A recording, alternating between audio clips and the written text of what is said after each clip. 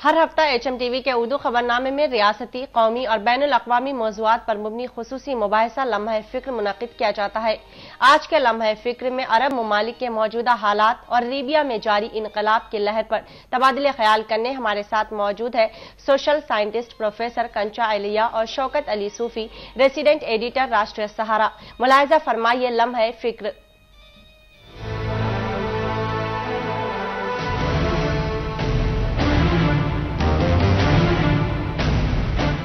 नाज़रीन, HM TV के खुसूसी programme लम्हे फ़िक्र में आपका खैर मक़दम है। इस प्रोग्राम में आज हम बात करेंगे लीबिया के मौजूदा हालात और अरब ममालिक पर इसके असरात के बारे में। और हमसे गुफ्तगू करने के लिए हमारे स्टूडियो में मौजूद है प्रोफेसर कंचा एलिया साहब, director centre for social exclusion, Maulana Azad Urdu university, और दूसरे साथी है सीनियर सहाफ़ी शौकत अली सूफी, रेसिडेंट एडिटर राष्ट्रीय सहारा। आप अहबाब का हमारे स्टूडियो में खैर मक़दम है। प्रोफेसर साहब, बतलाइए लीबिया और दीगर अरब ममालिक में जो हालात पैदा हुए हैं इसके असबाब क्या है? नहीं, लीबिया और पूरा अरब वर्ल्ड में आज जो हो रहा है, जो इस्लामिक कंट्रीज में अब तक जो शेखडम चल रहा था, वो शेखडम को कंप्लीटली चेंज करके एक इस्लामिक डेमोक्रेसी को हर एक देश में रखने का एक मूवमेंट फैल गया। ये तुनिशिया में शुरू होके दिसंबर में शुरू हुआ। तुनिशिया में शुरू होके वहाँ का रूलर को वो लोग निकाल दिए। थोड़ी दिन में वो लोग हजारों लोग रोड्स पे आके, मर्द और औरत रोड्स पे आके वो रूलर को निकाल दिया। बाद में जो है इजिप्ट में वो मूवमेंट फैल गया। 18 दिन में जो पूरा इजिप्ट का जो रूलर है मुबारक, उसको निकाला गया था। सो ये इजिप्शियन रेवोल्यूशन जो है एक इतना बड़ा रेवोल्यूशन हो गया। जब 1779 में फ्रेंच रेवोल्यूशन आया, उससे भी ये बहुत ब्लडलेस रेवोल्यूशन था, या कुछ मरना पीटना कुछ नहीं हुआ। और औरत, जो लोग बोल रहे थे इस्लामिक रिलीजन में औरत को हक नहीं है, औरत अपना घर में रहना पड़ता है और मर्द के जो स्लेव के जैसा जीना पड़ता है, वो पूरा डिस्प्रूव हो गया। सो वेस्टर्न डेमोक्रेसी को वो लोग एक्सेप्ट करने के लिए तैयार नहीं है। जो कॉलोनियल कंट्रीज है, इंडिया, श्रीलंका, यहाँ डेमोक्रेसी जो आया, ये वेस्टर्न डेमोक्रेसी यहाँ लगा दिया गया था। बट पूरा अरब वर्ल्ड जो है अपना टेररिज्म का जो मुद्दा उन लोगों के साथ थे, जो अमेरिका, यूरोप, ये टेररिस्ट कंट्रीज बोल के उन लोगों को इस्लाम के ऊपर जो कैंपेन कर रहा था, उसको पूरा बदल के एक नया इस्लामिक रेवोल्यूशन वो देश में आ रहे हैं। ये लिबिया में जब शुरू हुआ, वहाँ मोहम्मद गद्दाफी ने काफ़ी एक बहुत बड़ा पैसा बना के पूरा दुनिया में रख के एक लंदन इंस्टीट्यूट ऑफ इकोनॉमिक्स में मिलियंस ऑफ डॉलर्स वो इन्वेस्ट करने के तैयार थे।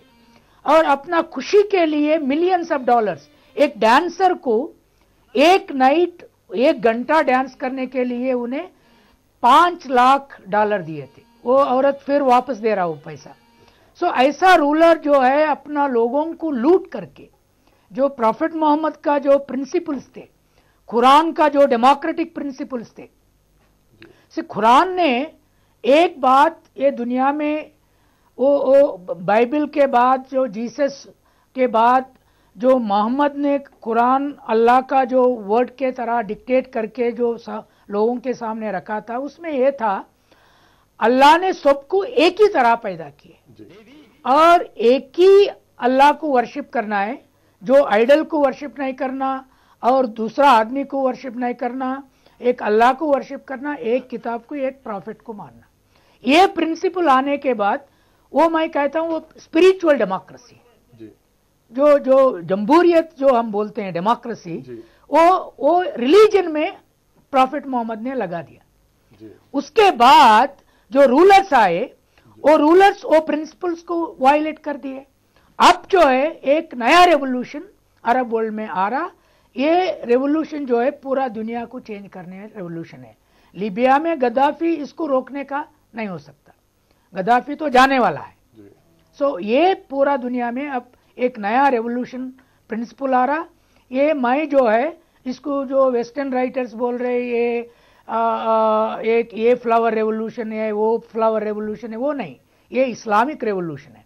इस्लाम एक नया तरह डेमोक्रेसी दुनिया पर रखने के लिए ये लोगों ने उसको सामने दुनिया के सामने रखा। कहने का मतलब ये है कि इस्लाम में जो जमहूरियत बताई गई है वहां की आवाम उसकी अब मांग कर रही है। ये लोग जो है ये जास्मिन रेवोल्यूशन बोल रहे हैं, एक अमेरिका राइटर, एक ब्रिटिश राइटर। जास्मिन नहीं है, ये फ्लावर का नहीं है इशू।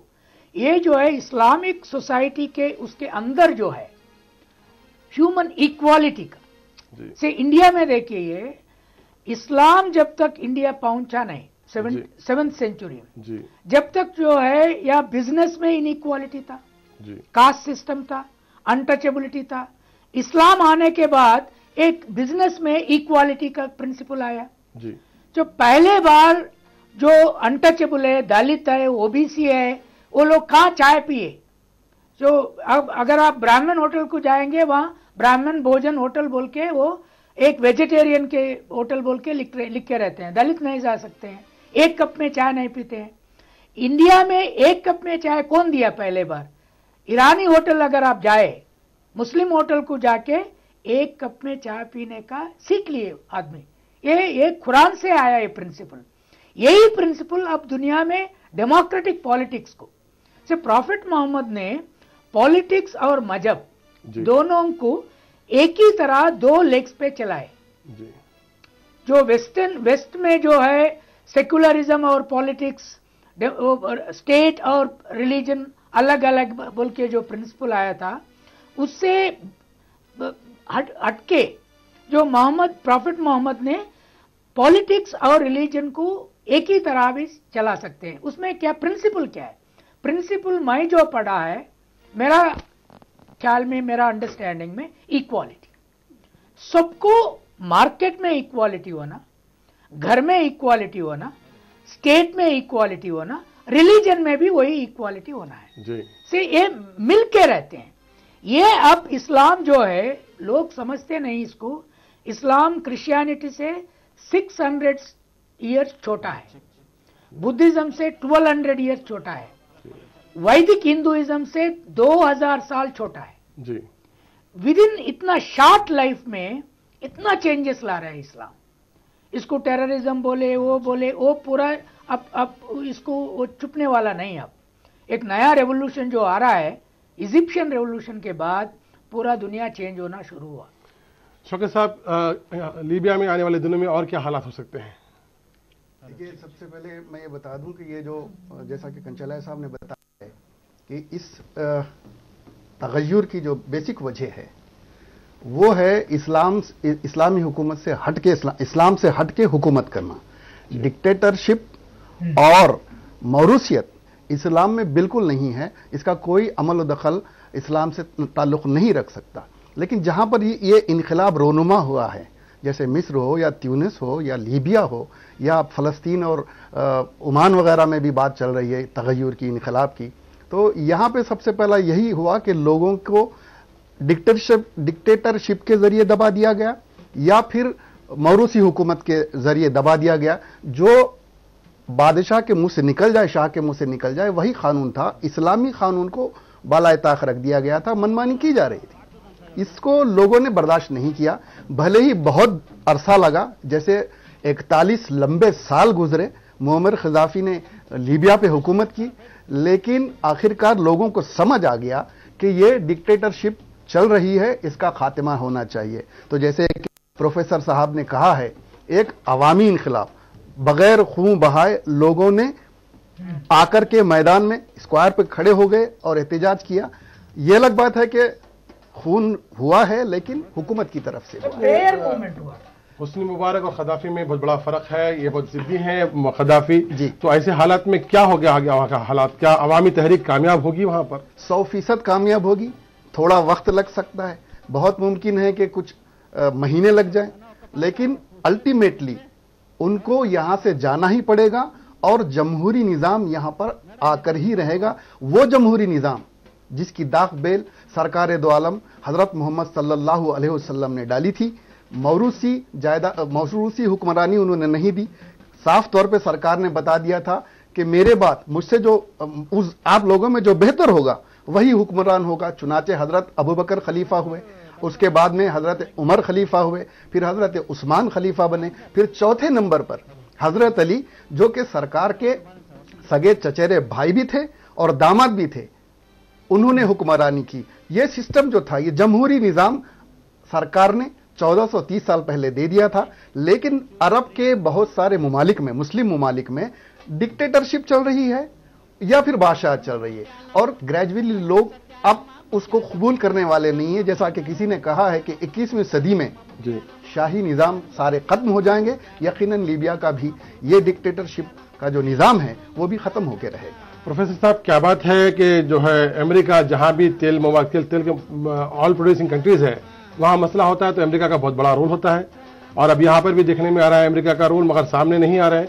कदाफी का कहना है कि फॉरेन फोर्सेस जिम्मेदार है ये हालात के, इसके बारे में आप क्या कहेंगे? ना, देखिए अमेरिका में भी अब काफी बड़ा एक चेंज आया। जब ओबामा, हुसैन ओबामा जो प्रेसिडेंट बना, उसके ब्लड में जो है इस्लाम है और क्रिश्चियनिटी है। जो ओबामा ने कायरो स्पीच दिया था 4 जून 2009 में, वो कायरो स्पीच में उन्हें ये बात बोला, देखिए हम बुश का तरह डेमोक्रेसी को एक्सपोर्ट करने वाला नहीं, डेमोक्रेसी अरब वर्ल्ड में अपना लोग ला लेंगे। ये जो है अब एक नया रेवोल्यूशन शुरू हुए, एक कंट्री में नहीं। अब लिबिया जो है, गद्दाफी अगर नहीं मैं ये हुक्म चलाएंगे और बहुत साल चलाएंगे बोल के बोलेंगे, बट एक लिबिया में नहीं है मूवमेंट।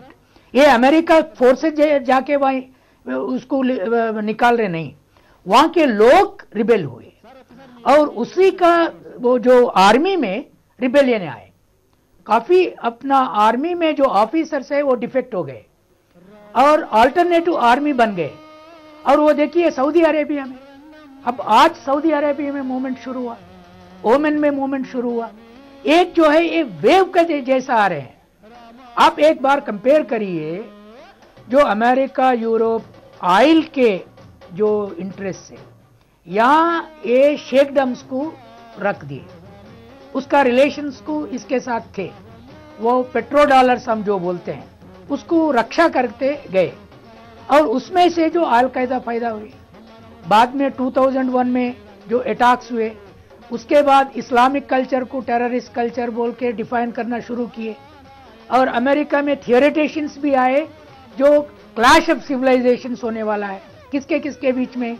इस्लाम और क्रिश्चियन सिविलाइजेशन के बीच में क्लैश होगा, थर्ड वर्ल्ड वॉर इसमें से पैदा होगा। मगर अब जो अरबिक मासेस ने और इजिप्ट में जो औरत लोग ये पहले बार रोड पे आके फेसबुक यूज करके, working class women Facebook, computer use कर, इंडिया में अब working class women computer use नहीं कर रहे, सेलफोन यूज कर रहे, बट इजिप्ट में working class women computer use की है, यूज करके फेसबुक में देख के जो इंटरनेट को बैन किए सो कंट्री में, वुमेन पहले बार आके तिहरे स्क्वायर पे बैठ के लोगों को बुला के एक रेवोल्यूशन लाया। वहां से जो है ये फैलना शुरू हो गए। अब अमेरिका यूरोप में जो रूलर्स है वो डर रहे हैं, कांग्रेस भी डर रहे, क्योंकि ये बहुत अल कायदा से बहुत उसको नुकसान करने वाला है। क्यों? यहाँ डेमोक्रेसी आने के बाद यहाँ यूनिवर्सिटीज आएगा, यहाँ इंजीनियर्स आएगा, यहाँ डॉक्टर्स आएगा। इंडिया से भी अपर कास्ट लोग डॉक्टर्स इंजीनियर जाके अरब वर्ल्ड में पेट्रोल डॉलर्स अर्न कर रहे हैं। वो लोग उसको बैकवर्ड बोलते हैं, मुस्लिम्स को एंटी नेशनल बोलते हैं, यहां से जाके वहां पैसा ले लेते हैं। वो लोग अब बोल रहे हैं अब रेवोल्यूशन आया, रेवोल्यूशन से बाहर आना पड़ा, बाहर आने के बाद कौन वहां इंजीनियर्स बनेगा? वही अरब यूथ अपना इंजीनियरिंग साइंटिफिक टेक्नोलॉजी पे डेवलप करके ये चाइना से, जापान से, अमेरिका से, यूरोप से एडवांस करने को एक राह मिल रहा है। आप देखिए प्रॉफिट मोहम्मद आने के बाद पूरा अरब वर्ल्ड सैंडी लैंड थे, कुछ नहीं था वहां। वहां जो है एलिफेंट्स ये कैमल्स रहते थे, डोंकीज रहते थे, और डेट फ्रूट रहते थे, खाने को कुछ नहीं रहते थे। प्रॉफिट मोहम्मद ने एक प्रिंसिपल रखा, देखो मस्जिद में आके अल्लाह को प्रेयर करने के लिए तुम फुल स्टिच्ड क्लोथ पहनना होगा, जो पैजामा कमीज हम बोलते हैं, वहां आया स्टिचिंग साइंस। औरत भी फुल ड्रेस तुम पहन लेना। वहां से जो लोग बुर्का बोल रहे हैं वो जो है फुल ड्रेस था, सब फुल ड्रेस। इंडिया में जब हिंदुइज्म में वो औरत को जैकेट पहनने का हक नहीं था, 1930 में जैकेट पहनने का हक नहीं था। वहां जो है औरत को फुल ड्रेस दिए, प्रॉपर्टी राइट्स दिए। 7th सेंचुरी में प्रॉफिट मोहम्मद ने औरत को प्रॉपर्टी राइट दिए। वो प्रॉपर्टी राइट से लेके अब डेमोक्रेटिक राइट्स तक आ गए। 1943 में इंग्लैंड में वुमन को राइट टू वोट आया। अब जो है यहाँ राइट टू वोट अपना हाथ में ले रहे हैं। ये आने के बाद अमेरिका यूरोप एक 20 साल के बाद देखिए अरब वर्ल्ड अमेरिका यूरोप से ज्यादा बढ़ेगा, एडवांस होने की एक राह निकल रहा है। ये मामूली बात नहीं है। शौकत साहब, ये तहरीक का सऊदी अरब पे क्या असर पड़ेगा? वहां पर भी एहतजाज शुरू हुए हैं, तो वहां पे क्या असर पड़ सकता है इसका? देखिए, इस वक्त जैसा कि मैंने अर्ज किया, विरासती निज़ाम या डिक्टेटरशिप नहीं चलेगी, चाहे वो सऊदी अरबिया हो, ओमान हो, कुवैत हो या कहीं भी हो। ये तब्दीली तो आने ही वाली है। मुझे इस मौके पर एक इंसिडेंट याद आता है कि शाह फैसल के ज़माने में पेट्रोल बंद का नारा दिया गया था, तो अमेरिका को पेट्रोल सप्लाई करना बंद कर दिया गया था। तो उन लोगों ने कहा कि ये क्या वजह है कि सारे ममालिक ने पेट्रोल देना बंद कर दिया, ये क्या चीज़ है, क्यों ये लोग आए? तो जब रिसर्च करवाए तो पता चला कि हजरत मोहम्मद की जो डोर है इन सबको बांधे हुए है, एक आवाज़ पे सारे लोग ये तब्दीली ला लिए हैं। चुनाचे शाह फैसल के दौर में वो वाक़या हुआ था। अब मैं आपको ये बताना चाहता हूँ कि अब्दुल्ला, जो शाह अब्दुल्ला है, उन्होंने शाही निज़ाम संभालने के बाद में सबसे पहले एक काम किया था कि हज़रत मोहम्मद सल्लल्लाहु अलैहि वसल्लम की जो बारगाह है उसके दरवाजे रात में बंद कर दिए जाते थे। उन्होंने कहा कि नो, हरमैन शरीफैन दोनों जगह भी दरवाजे खुले रहेंगे। उनको पता था कि सुन्नियत ज़्यादा है यहाँ पर, तो हर उस चीज़ से बादशाह उस मुल्कों के या डिक्टेटर डरने लगे हैं जो अवामी तहरीक बन जाते हैं। तो अभी जब 2 महीने वो अपना इलाज कराने के बाद अपने मुल्क वापस हुए शाह अब्दुल्ला जी, तो सबसे पहले उन्होंने मदीना शरीफ जाके सरकार के रोजे पे हाजिरी दी। और ये एक पहल है, एक कोशिश है कि जो मैक्सिमम, जो बहुत ज्यादा अक्सरियत जो सुन्नी हैं उनको इंप्रेस करने की एक कोशिश थी। जाहिर बात है लीबिया में जब इस तरह का शुरू हुआ है तो अरब में भी ये शुरू हो सकता है। तो चुनाचे उन्होंने ऑलरेडी हो गया, उस पर उन्होंने पाबंदी लगा दी कि जल्द से जुलूस नहीं होंगे, ये होंगे, मगर इस तरह से दबाया नहीं जा सकता, जल्द या बदेर। जैसा कि मैंने कहा, इस सदी में शाही निज़ाम हर जगह से खत्म हो जाएगा। सभी आने वाले दिनों में यूनाइटेड नेशंस ऑर्गेनाइजेशन का क्या रोल रहेगा इन हालात में? नहीं, जैसा साहब ने बोला है, एक रेवोल्यूशनरी मूवमेंट पूरा एरिया में आ रहे हैं, एक कंट्री में नहीं। और यूएन एक स्टैंड लिया है, जहां रेवोल्यूशंस आ रहे हैं वो रेवोल्यूशंस जो है लोगों का हक के प्रिंसिपल पे आ रहे हैं। वो रेवोल्यूशंस को अगर डिक्टेटर्स दबा के सो आम आदमी को मारना शुरू करे, वहां यूएन का आर्मी जा सकते हैं। वो आर्मी, पीपुल्स प्रोटेक्शन आर्मी जो यूएन का होते हैं, वहां वो जा सकते हैं। अभी लीबिया में अब तक जा रहे नहीं, पूरा वर्ल्ड सपोर्ट किए, एक कंट्री नहीं। There is no country which did not vote in favour of intervening actually. So क्यों वेट कर रहे हैं? अब तक जो है आम आदमी का डेथ टोल कितना है काउंट हो रहा है, और थोड़ी दिन के बाद यूएन इंटरवीन होना शुरू होगा। सो लीबिया में तो गद्दाफी तो जाना होगा, मगर इसका इम्पैक्ट क्या है दुनिया में? इसका इम्पैक्ट जो है चाइना में भी गिर रहा जी, और जापान में, जो जापान में अब हम ट्रेजेडी देख रहे हैं, जापान में भी अब तक किंग है जी। सी, जैसा साहब बोले हैं, मेरा ख्याल में प्रॉफिट मोहम्मद ने 2 खालीफा इंस्टीट्यूशन लगा दिया। वो खालीफा इंस्टीट्यूशन में जब पूरा दुनिया में एक ही राजा रहते थे, निजाम ये कालिफा में डेमोक्रेटिक प्रिंसिपल ज्यादा था सबसे देखे तो। सी इंग्लैंड में अभी भी क्वीन है और वॉर ऑफ रोजेस बोल के 100 इयर्स वॉर देखे हैं हम लोग। और जो यूरोप में किंग के बाद किंग सी चार्ल्स फर्स्ट को मारने के बाद इंग्लैंड में बहुत सारे किंग्स आए, कितने रेवोल्यूशंस आए। वैसा जो है प्रॉफिट मोहम्मद ने एक पॉलिटिकल डेमोक्रेटिक प्रिंसिपल लगाने के बाद उनका टाइम में उन्हें मोनार्की में एक डेमोक्रेटिक प्रिंसिपल रख दिया। वो डायनास्टी नहीं है उसमें, नो वो क्या बात है वो। सो वही प्रिंसिपल लेके 18th सेंचुरी में यहाँ अकबर एक रूलर आया 18th सेंचुरी में। अकबर के तरह उतना अच्छा रूलर दुनिया में कोई नहीं था वो टाइम पे। 50 इयर्स रूल किए, पूरा इंडिया को उन्हें ही एक देश बना दिया और सबको एक प्रिंसिपल बना के मोनार्की चलाए। मोनार्की से डेमोक्रेटिक को ट्रांसफॉर्म होना है सिस्टम। यूरोप में हुआ, मगर इस्लाम जो है उससे क्रिश्चियनिटी से देखे तो 600 इयर्स छोटा है वो अभी अपना प्रिंसिपल्स पे डेमोक्रेसी एस्टैब्लिश करना शुरू किए। ये अगर ये फायर के जैसा चल रहा है पूरा अरब वर्ल्ड में। यहां से लेके जो है कोई अरब कंट्री अब डिक्टेटर में नहीं रहेगी। सो 10 साल में पूरा दुनिया चेंज होने वाला है। अभी अमेरिका अफगानिस्तान और इराक में जो हालात से दोचार है, वो हालात के पेश नजर क्या अमेरिका लीबिया में मुदाखलत करने की हिम्मत करेगा? अकेला अमेरिका नहीं करेगा, क्योंकि उस पर इल्जाम लगते जा रहे हैं कि उसने 2 इस्लामी ममालिक पे हमले करवाए, अफगानिस्तान हो या फिर अपने इराक हो, तो सीधे अपने सर ना लेकर के यूएनओ को इन्वॉल्व कर देगा।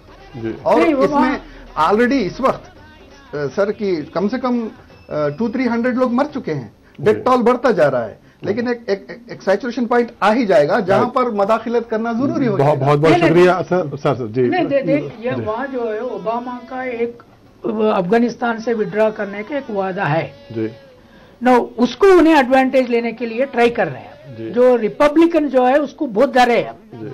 सो अफगानिस्तान से विड्रॉ करने को एक बहुत अच्छा मौका मिला ओबामा, वो भी विड्रॉ करेगा लीबिया को बेस बना के। हाँ, लीबिया को बेस बना के पूरा एक चेंज आने का एक स्कोप तो दुनिया को। बहुत शुक्रिया सर। नाज़रीन, ये था इस हफ्ते का लम्हा फिक्र। आइंदा हफ्ते एक और मौजू के साथ आपके रूबरू हाजिर होंगे। अब्दुल हमीद शौकत और HM TV की टीम को दें इजाजत।